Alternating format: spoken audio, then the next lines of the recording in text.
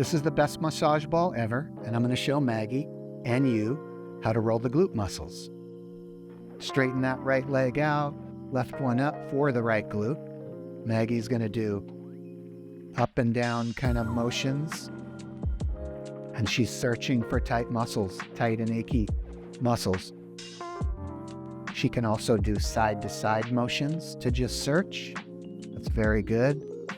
Find a particularly tight area and isolate it. Little movements right on it.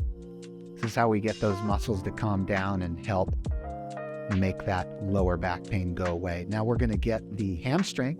So just slide back, get it right in the middle of the hamstring. Good body position. A big movement from the knee to the hip. Knee to hip, just above the back of the knee. And we're searching here. Again, this is initial scan, and then when you find a tight area, isolate it. Those tight areas are the ones that are causing the discomfort. If you have any questions, please leave them in the comments below.